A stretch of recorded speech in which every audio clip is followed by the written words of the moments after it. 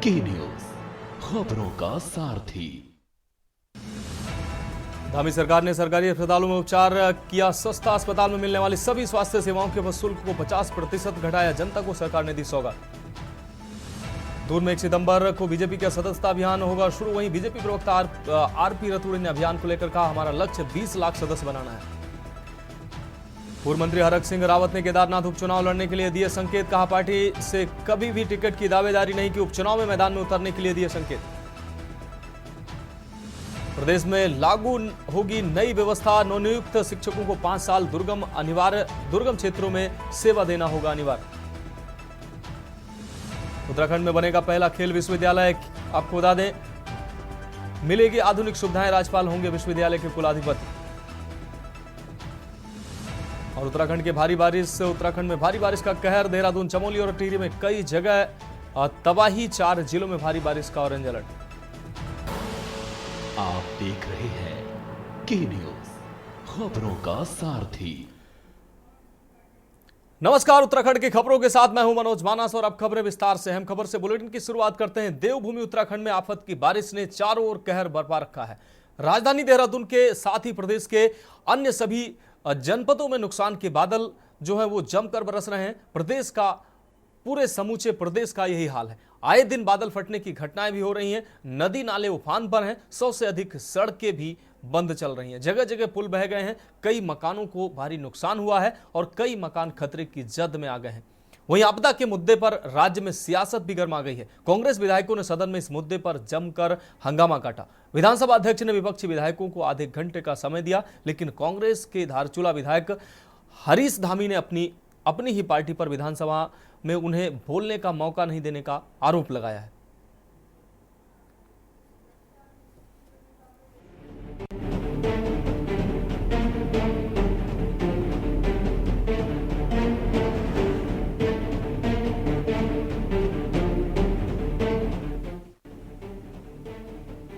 उत्तराखंड में आफत की बारिश का कहर लगातार जारी है। भारी बारिश से राज्य को भारी नुकसान हुआ है। अब तक 5000 करोड़ से अधिक के नुकसान का अनुमान है। मानसून की बारिश ने चारों ओर कहर बरपाया है। राजधानी देहरादून के साथ ही प्रदेश के अन्य सभी जनपदों में नुकसान के बादल जमकर बरसे हैं। प्रदेश का हाल ये है कि आए दिन बादल फटने की घटनाएं हो रही हैं। नदी नाले उफान पर हैं। 100 से अधिक सड़कें बंद हैं। जगह जगह पुल बह गए हैं। कई मकानों को भारी नुकसान है और कई मकान खतरे की जद में आ गए हैं। लगातार हो रही भारी बारिश ने शासन प्रशासन की चिंता बढ़ा दी है। इस बीच मुख्यमंत्री ने एक बार फिर टिहरी पहुंचकर आपदा से हुए नुकसान का जायजा लिया है। उन्होंने आपदा प्रभावितों को हर संभव मदद का आश्वासन दिया है। जो गांव जहां पर भी इस प्रकार की संभावना या जिस प्रकार की आपदा की संभावना है, उन सभी स्थानों का आकलन कर लें और किन कारणों से ये आपदा आ रही है ये भी जरूर देख लें। और जो आपदा से पीड़ित हैं या आपदा से प्रभावित हैं, उनको तत्काल सहायता करी जाए। और जो पुनर्निर्माण के कार्य हैं, आपदा से प्रभावित होने के कारण से जो नुकसान हुआ है उसको तत्काल किया जाएगा। उसमें कहीं पर भी किसी भी स्तर पर धन की कमी नहीं आने दी जाएगी। हमारा प्रयास होगा कि कम से कम जो है जो भी नुकसान हुआ है उस नुकसान को जल्दी से जल्दी जो है पुनर्निर्माण किया जाए। आप अगर मेरा रिकॉर्ड उठा के देखेंगे तो मैं हमेशा सुनती हूँ। ऐसा नहीं है कि मैं नहीं सुनती हूँ। 310 की उनकी हर एक जितनी बार भी आई है उसको मैंने 58 में परिवर्तित करके सुना है। आज क्योंकि हमें बहुत सारी चर्चाएं करनी थी, बहुत सारे डिस्कशंस होने थे जो कि ज़रूरी थे, चाहे वो विधेयक थे, चाहे वो बजट था, उनको हमें उन पे चर्चा भी होनी थी। इसलिए उसको मैंने अस्वीकार किया। उनका जो 310 का 58 हमने लिए उनके, लेकिन 310 वाला जो उनका सूचना आई थी उसको मैंने अस्वीकार किया। लेकिन उसके बाद जब सरकार और संसदीय कार्य मंत्री और विपक्ष के हमारे नेता प्रतिपक्ष ने जब बातचीत की, उन्होंने कहा हमें आधे घंटे का समय इसमें दीजिए, हम आधा घंटा में अपनी बात कहना चाहेंगे। मैंने विनिश्चय देने के बावजूद, शायद परंपरा भी नहीं और नियम भी नहीं है, लेकिन उसके बावजूद क्योंकि हमारे उत्तराखंड का मामला था, उत्तराखंड का मुद्दा था, मैंने स्वीकार किया और उसके बाद उनको बोलने के लिए कहा। वहीं आपदा के मुद्दे पर राज्य में सियासत भी गर्मा गई है। कांग्रेस विधायकों ने सदन में इस मुद्दे पर जमकर हंगामा काटा। विधानसभा अध्यक्ष ने विपक्षी विधायकों को आधे घंटे का समय दिया, लेकिन कांग्रेस विधायक हरीश धामी ने अपनी ही पार्टी पर विधानसभा में उन्हें बोलने का मौका नहीं देने का आरोप लगाया है। नाराज विधायक हरीश धामी ने तुरंत मुख्यमंत्री से मुलाकात की और अपनी पीड़ा मुख्यमंत्री को बताई। वहीं हरीश धामी की नाराजगी के बाद राज्य का राजनीतिक माहौल भी गर्मा गया है और कई तरह की कयासबाजी भी शुरू हो गई है। सत्ताधारी और विपक्षों ने पहाड़ की आवाज को दबाने का काम किया। उत्तराखंड राज्य के सबसे आपदाग्रस्त 3 जिले हैं, रुद्रप्रयाग, चमोली और पिथौरागढ़। रुद्रप्रयाग के केदारनाथ से अभी जो है सीट खाली है विपक्ष में, और विपक्ष का जो है चमोली से नया विधायक आया, न उसको मौका मिला, न जो सबसे ज्यादा आपदाग्रस्त धारचूला विधानसभा है पिथौरागढ़ जिले का। आप सब देखते हैं, मैं जब से विधायक बना हूं हमेशा चाहे कोई भी विधानसभा सत्र हो, मैं आपदा के मामले को लाता हूं, कार्यस्थगन के मामले में। आज दुर्भाग्यवश उत्तराखंड की अस्थायी राजधानी पहाड़ में गैरसैंण में, जिसके लिए उत्तराखंड के हमारे साथियों ने अपनी प्राणों की आहुति दी, किसी बहन ने अपना सुहाग खोया, किसी बुजुर्ग ने अपने बुढ़ापे का सहारा खोया, किसी बेटी ने अपना बाप खोया। हमारी बहनों ने कठोर से कठोर प्रताड़ना सही। आज उसी पहाड़ के विधायकों को सदन में बोलने से रोका गया। अपने नेता प्रतिपक्ष जिसे गुहार लगाई होगी वहां समय की कि मुझे भी कुछ समय मेरे क्षेत्र की समस्याओं के बारे में बोलने का दिया जाए, उनको समय नहीं दिया, तो इसीलिए उन्होंने शायद नाराजगी दिखाई। लेकिन माननीय मुख्यमंत्री पुष्कर सिंह धामी जी ने उन्हें बुला करके उनकी समस्या को निदान करने के लिए उनसे वार्ता की, उनसे बात की कि उनके क्षेत्र की क्या समस्याएं, और अधिकारी को निर्देशित भी किया। और ये कर्तव्य बनता है एक पार्टी के जो बड़े नेता जिनकी जिम्मेदारी होती है कि किस विधायक को कहां पर सदन में बुलवाना है, सत्र में बुलवाना है। तो मुझे लगता है कि अगर आज हरीश धामी जी ने ये प्रश्न चिन्ह अपने ही नेताओं के ऊपर लगाया तो कहीं ना कहीं कुछ ठीक नहीं है, कहीं ना कुछ दाल में काला नजर आता है। और हरीश धामी जी क्योंकि जब भी कोई बात बोलते हैं तो बिल्कुल पुख्ता तरीके से बोलते हैं, तो मुझे लगता है अगर उन्होंने समय मांगा और उनकी पार्टी ने नहीं दिया तो ये वाकई एक निराशाजनक विषय है और इसमें उन्हें मंथन करना चाहिए।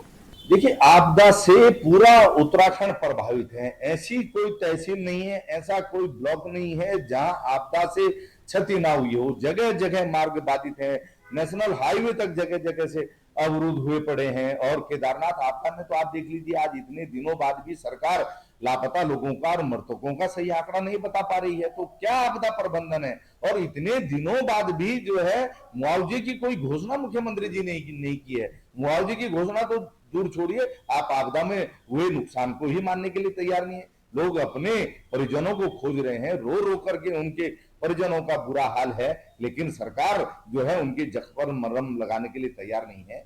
2013 की आपदा अगर आपको याद होगी, उस समय जो भी नुकसान हुआ था, आदरणीय मुख्यमंत्री हरीश रावत जी ने जनता को, जो भी पीड़ित थे, प्रभावित थे, उनको स्वयं मूल्यांकन की छूट दी थी कि आप बताइए आपका कितना नुकसान हुआ है। कुल मिलाकर राज्य में एक बार फिर आपदा के मुद्दे पर सड़क से सदन तक सियासत गर्मा गई है। एक ओर जहां विपक्ष का आरोप है कि सरकार आपदा प्रबंधन को लेकर पूरी तरह से फेल है, तो वहीं दूसरी ओर सत्ता पक्ष बेहतर व्यवस्था का दावा कर रहा है। देखना होगा आपदा पर मचा सियासी बवाल कब शांत होगा। Uttarakhand desk report. तो खबरों में वक्त एक ब्रेक का है और ब्रेक के बाद जल्द हाजिर होंगे कुछ अन्य अहम खबरों के साथ। आप देख रहे हैं के न्यूज, खबरों का सारथी। ब्रेक के बाद एक बार फिर से उत्तराखंड की खबरों में आपका स्वागत है। बढ़ेंगे अगली खबर की ओर। मंगलौर व बद्रीनाथ उपचुनाव में जीत के बाद कांग्रेस निकाय चुनाव में जीत का अब लगातार दम भर रही। नैनीताल पहुंचे पूर्व सीएम ने कहा कि सरकार इस वक्त डरी है, इसलिए निकाय चुनाव को टालने में जुटी हुई है। वहीं केदारनाथ उपचुनाव पर हरीश रावत ने कहा कि केदारनाथ में चुनाव जीतने के साथ 2027 का रास्ता बाबा केदारनाथ बना रहे हैं। हालांकि हरक सिंह रावत को टिकट देने के सवाल पर हरीश रावत ने बड़ा बयान देते हुए कहा कि केदारनाथ की मर्यादा के अनुरूप ही उम्मीदवार का चुनाव होना चाहिए। इसके साथ ही टिहरी झील में टेंडर मामले में सवालों पर उन्होंने पर्यटन मंत्री सतपाल महाराज के बेटे के सवाल पर हरीश रावत ने कहा कि बीजेपी नेता अपनों को रेवड़ी बांट रहे हैं और जिनको कुछ नहीं मिल रहा है वो दोयम दर्जे के हैं। वहीं पूर्व सीएम रावत ने गैरसैंण सत्र को लेकर भी बड़े सवाल खड़े किए। नैनीताल में पत्रकारों से बातचीत में पूर्व मुख्यमंत्री ने कहा कि सरकार ने कई गलतियां इस सत्र में की हैं। हरीश रावत ने कहा कि स्पीकर द्वारा पारित विधेयक को कैसे प्रवर समिति को भेजा गया, ये बड़े सवाल है। अपने द्वारा पारित, स्पीकर द्वारा पारित घोषित विधेयक को प्रवर समिति को कैसे भेज सकते हैं? कोई चीज समझ में तो आए कि उसके लिए पूरी प्रक्रिया है कि नया विधेयक आएगा, पुराने विधेयक को आप निस्तेज घोषित करेंगे, वॉइड घोषित करेंगे, तब नया विधेयक लाएंगे और उस विधेयक को फिर आप प्रवर समिति को भेज सकते हैं। एक पूरी विधायी प्रक्रिया है। तो इन चीजों से हमारे मान सम्मान, राज्य के और विधानसभा के मान सम्मान पर गंभीर सवाल उठे हैं और इसलिए विधानसभा का एक विशेष सत्र तत्काल होना चाहिए और उस सत्र के माध्यम से ये जो 3 बुनियादी बातें मैंने कही हैं इनका निराकरण हो सकता है। अब रुक करेंगे अगली खबर का। उत्तराखंड सरकार में आपदा प्रबंधन एवं पुनर्वास सचिव विनोद कुमार सुमन बागेश्वर पहुंचे। बागेश्वर पहुंचकर आपदा सचिव ने जिला सभागार में अधिकारियों और जनप्रतिनिधियों के साथ बैठक की। बैठक में कपकोट और बागेश्वर में आपदा के अंतर्गत क्षतिग्रस्त हुए राज्य सरकार की संपत्तियों और परिसंपत्तियों का आकलन कर रिपोर्ट बनाने के उन्होंने निर्देश दिए हैं। आपदा के नुकसान में ग्रामीण स्तर पर खेत खलिहानों, आवासीय मकानों में हुई क्षति पर भी आपदा मद से मरम्मत और पुनर्वास हेतु धनराशि दी जाएगी। उन्होंने कहा उत्तराखंड सरकार के पास आपदा मद में खर्च करने के लिए धनराशि पर्याप्त मात्रा में है। आपदा के मानकों में केंद्र और राज्य स्तर से बड़े बदलाव आपको बता दें, बड़े बदलाव कर शिथिलता आपको बता दें लाई गई है। बागेश्वर शहर की प्रमुख समस्याओं में बंद पड़े झूला पुल को खोलना, स्वास्थ्य विभाग की समस्याएं तथा मंडल सेरा क्षेत्र के अंतर्गत आने वाले कुंती गधेरे के रोकथाम जैसी महत्वपूर्ण समस्याओं से जिलाधिकारी बागेश्वर अनुराधा पाल ने सचिव विनोद कुमार सुमन को अवगत कराया।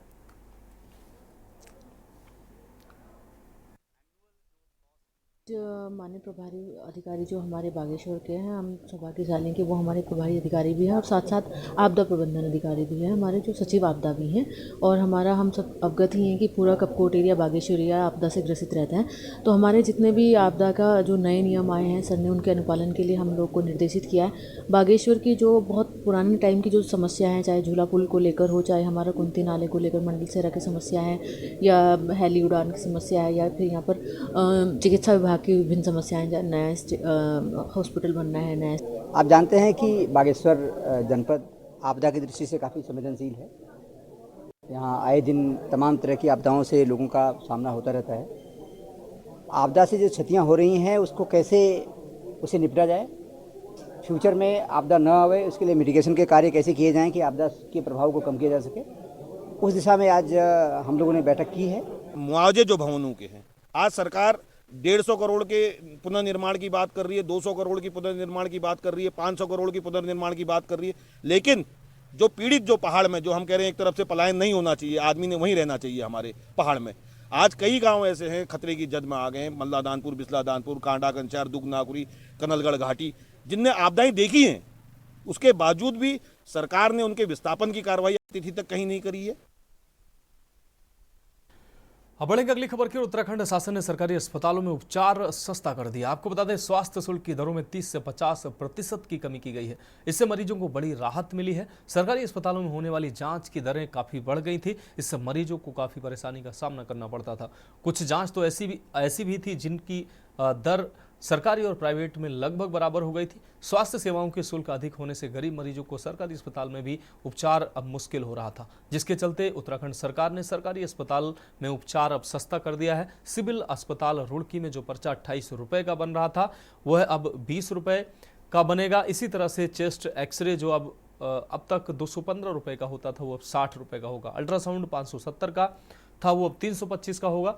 बेड चार्ज 57 रुपये थे, उन्हें अब 25 रुपये कर दिया गया है। इसी तरह से प्राइवेट वार्ड का चार्ज 387 रुपये प्रतिदिन था, लेकिन अब यह 300 रुपये लगेगा। इमरजेंसी भर्ती चार्ज 145 रुपये से घटाकर 50 रुपये कर दिया गया है। इसी तरह से अस्पताल में मिलने वाली सभी सुविधाओं, स्वास्थ्य सेवाओं के शुल्क में 30 से 50% की कमी की गई है।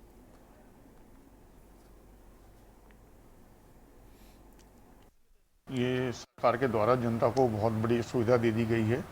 अब रेट घटाकर उप जिला चिकित्सालय और जिला चिकित्सालय में जहाँ 28 रुपये का पर्चा था उसे घटाकर 20 रुपये का कर दिया गया है।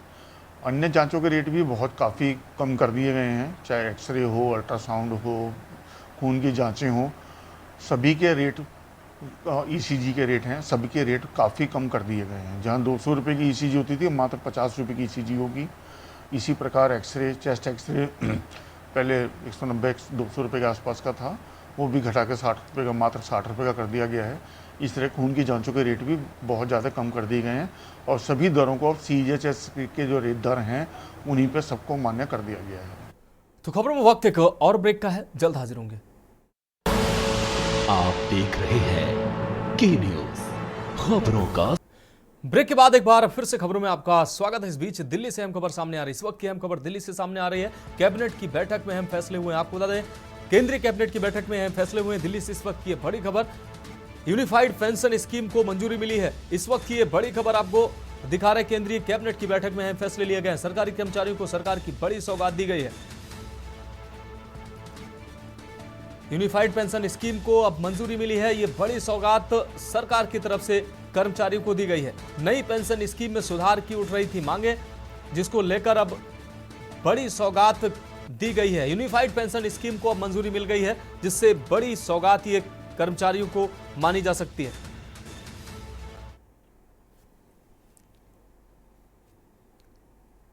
Yes, this is applicable to those who are in the new pension system. Sir, मैं प्रशांत हूँ NDTV से। आपने कांग्रेस रूल्ड स्टेट्स की बात की सर। हाइंडसाइट में आपको लगता है कि ये पहले अगर हो गया रहता तो कई राज्यों में जो आपको हार मिली वो बड़ा मुद्दा बना था, तो ये नहीं होता। और दूसरा सर, मैं जानना चाह रहा हूँ कि अगर आप समझा सकें कि NPS और UPS में बेसिक अंतर क्या है, कहाँ कहाँ आपने बदलाव किया है? देखिए, अगर आप राज्यों की बात कर रहे हैं, बहुत अच्छी जीत मिली थी मध्य प्रदेश में, राजस्थान में, छत्तीसगढ़ में। तेलंगाना में बहुत बड़ी एक अच्छी वोट शेयर में बढ़त हुई थी। आप प्रधानमंत्री श्री नरेंद्र मोदी जी का काम करने का तरीका, उसमें एक प्रॉपर सिस्टमेटिक कंसल्टेटिव अप्रोच और डिटेल्ड रिसर्च वो मस्ट है। और दूसरी बात, कहीं पर भी जो भी काम करें उसकी क्या कॉस्ट आएगी, कितना आज हमारा ऑब्लिगेशन है, उन सब चीजों को सोच समझ के ढंग से करने का काम होता है। दूसरी बात आपको ये भी ध्यान में रखनी चाहिए, कांग्रेस ने जब OPS की बात शुरू में की थी, उनके अंदर भी बहुत सारे अंतर्विरोध थे। आपने कई आर्टिकल्स और कई स्टेटमेंट्स कांग्रेस के बड़े नेताओं के भी देखे होंगे, मैं नाम नहीं लूंगा, लेकिन उनके स्वयं के अंदर भी बड़े अंतर्विरोध थे। और कांग्रेस ने अपना जब जनरल इलेक्शंस का मैनिफेस्टो दिया, क्या उसमें OPS था? नहीं था। कांग्रेस ने अपने मैनिफेस्टो में OPS की बात नहीं रखी थी। मोदी जी का कमिटमेंट है वेलफेयर के लिए, मोदी जी का कमिटमेंट है एक व्यक्ति के हित की बात सोचने के लिए, इसीलिए ये बहुत सोच समझ के ये स्कीम लाए। Sachin Jatin from Economic Times. Ashwini sir, two questions. One, does this decision require approval from Election Commission or have the government taken the approval? Second, as Prashant asked, do you think it would have made more sense if you announced this scheme before Lok Sabha polls, or how it will impact the BJP prospects in upcoming assembly polls? प्रधानमंत्री श्री नरेंद्र मोदी जी ने electoral politics से ऊपर उठ के सारे फैसले लेना एक पूरी ऐसी एक नई कड़ी दिखाई है। 10 वर्षों में आपने देखा होगा, राजनीतिक मुद्दों पर बड़े फैसले लेना नहीं, फैसले लेना जनहित के मुद्दों पे। आज एक सोची समझी प्रक्रिया, बहुत लंबी डिटेल्ड प्रक्रिया के बाद में ये स्कीम आज अनुमोदन में आई है। इसमें इलेक्शन से कोई संबंध नहीं है, इसका इलेक्शन के साथ कोई संबंध नहीं है, तो इलेक्शन कमीशन के वाला विषय इसमें आता नहीं है, पहली बात। दूसरी बात, मैं फिर आपको कहना चाहूंगा कि केंद्र सरकार के कर्मचारी हो, राज्य सरकारों के कर्मचारी हो, उन सब ने पिछले 10 वर्षों में जो काम हुआ है, चाहे इंफ्रास्ट्रक्चर का काम हो, समाज के हित के काम हो, चाहे सिंप्लीफिकेशन हो बहुत सारे कानूनों में, उस सब को देखा है और उनका बहुत बड़ा सहयोग हमको हर इलेक्शन में मिला है। जिन इलेक्शंस में मैं डायरेक्टली कनेक्टेड था, उसमें मैंने देखा था कि किस तरह से। अब रुक करेंगे अगली खबर का। आगामी 26 अगस्त को जन्माष्टमी है और पूरे देश में हर कोई अपनी तरह से जन्माष्टमी मनाने के लिए तैयारियों में जुटा हुआ है। इसी क्रम में हल्द्वानी वन अनुसंधान केंद्र कृष्ण वाटिका तैयार कर रहा है। कृष्ण वाटिका यहाँ तैयार की गई है, जहाँ प्रभु श्री कृष्ण के 5 पसंदीदा पेड़ लगाए गए हैं। उनकी जो बाल लीलाओं से जुड़े हुए कदम, मौल श्री कृष्णवट, कृष्ण कमल और बैजंती की ये पेड़ हैं, ये शामिल हैं। इन पेड़ों को यहाँ पर लगाया गया है। देखा जाए तो ये पेड़ अब विलुप्ति की कगार पर हैं। ऐसे में उत्तराखंड वन की अनुसंधान संस्थान हल्द्वानी ने इन वृक्षों का संरक्षण किया है। अनुसंधान केंद्र वन क्षेत्राधिकारी मदन बिष्ट ने बताया कि उन्होंने पर्यटन को बढ़ावा देने के उद्देश्य से कृष्ण वाटिका तैयार की है। जन्माष्टमी के दिन इन वृक्षों की महत्ता और बढ़ जाती है। भक्तों के दर्शन के लिए वाटिका खुली है। वहीं इन विलुप्त होती प्रजातियों के संरक्षण के लिए लोगों को जानकारी भी दी जा रही है। ये वन अनुसंधान केंद्र हल्द्वानी में हमने एक कृष्ण वाटिका बनाई है। जन्माष्टमी के टाइम में इसका और महत्व बढ़ जाता है। तो भगवान कृष्ण को 5 तरह की जो वनस्पतियाँ प्रसिद्ध उनके लिए उनको अच्छी थी, वो हमने यहाँ पर स्थापित किया है।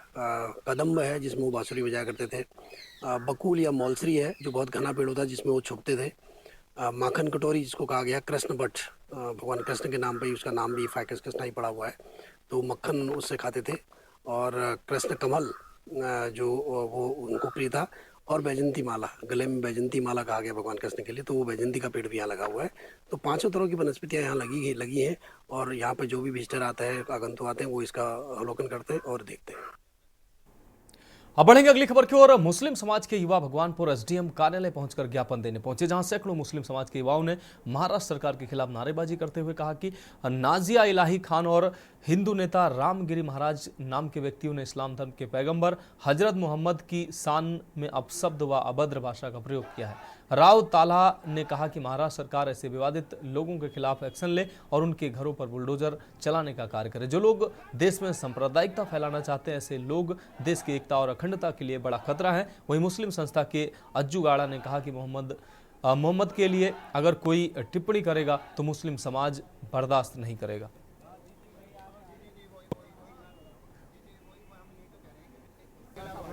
आपका बहुत बहुत शुक्रिया यहाँ पर आए हैं, क्योंकि आप ही के थ्रू जो है बातें जाती है आगे। ठीक है, सोशल मीडिया का ज़माना है और पत्रकार जो होते हैं ये एक स्तंभ होते हैं, खंभा होते हैं जो है देश का, और आप चौथम स्तंभ है। और दूसरी बात ये कि एक रामगिरी महाराज और एक नाजिया करके 2 लोग हैं जिन लोगों को तमीज़ ही नहीं है किसी की धर्म की कैसे रिस्पेक्ट की जाती है, इज्जत की जाती है। उन लोगों ने जो है हमारे पैगंबर नबी करीम सल्लल्लाहु अलैहि वसल्लम की शान में जो है उन्होंने गुस्ताखी की है, ये हमें नाकाबिल बर्दाश्त है। क्योंकि देखिए जिनके सदके में ये पूरी दुनिया का निज़ाम चला है, बना है, और कुछ उठाई गिरे लोग जो सिर्फ मामूली सी टीआरपी के लिए अपना नाम चमकाने के लिए जो है किसी एक धर्म को जो है टारगेट करते हैं, उसके खिलाफ अभद्र टिप्पणी करते हैं। तो इन लोगों के खिलाफ हमने ज्ञापन दिया है। खराब करना चाह रहे हैं, वो सरकार का एक रवैया है कि एक आंख बंद है एक खुली हुई है। जो दूसरी साइड से लोग गलत टिप्पणी कर रहे हैं उनके खिलाफ कोई कार्रवाई नहीं होती है, और कोई मुसलमान जरा सी भी कोई भी बात कर देगा उसके खिलाफ फौरन कार्रवाई हो रही है। यहाँ तक कि घर तोड़े जा रहे हैं। अल्लाह के रसूल सल्लल्लाहु अलैहि वसल्लम इस दुनिया के लिए रहमतुल लिल आलमीन बनाकर भेजे गए, ना कि रहमतुल लिल मुस्लिमीन बनाकर भेजे गए। ये लोगों को समझना पड़ेगा। सबसे बड़ी बात यह है कि आप सल्लल्लाहु अलैहि वसल्लम से मोहब्बत हमारे ईमान का हिस्सा है। रसूलुल्लाह सल्लल्लाहु अलैहि वसल्लम हमारे दिल में बसते हैं। हम जब उनके बारे में कोई कुछ कहता है तो हमारे दिल को दर्द होता है, और आप सब समझते हैं। अपोजिट के नाजिया इलाही खान और एक हिंदू नेता है रामगिरी महाराज, इन्होंने पैगंबर साहब के शान में कुछ गुस्ताखी की है, इनका कहना है। और ये चाहते हैं कि ऐसे तत्वों से समाज को खतरा होता है, उनके साम्प्रदायिक जो माहौल होता है खराब होता है, और ऐसे तत्वों के खिलाफ जो कठोर नियम बनाए जाने चाहिए ताकि कोई दूसरा इस प्रकार का दुस्साहस न करे। इसके लिए माननीय राष्ट्रपति महोदय को संबोधित इन्होंने ज्ञापन प्रस्तुत किया। तो उत्तराखंड की खबरों में फिलहाल अभी के लिए मेरे साथ इतना ही। मुझे दीजिए इजाजत और आप देखते रहिए के न्यूज इंडिया। आप देख रहे हैं के न्यूज खबरों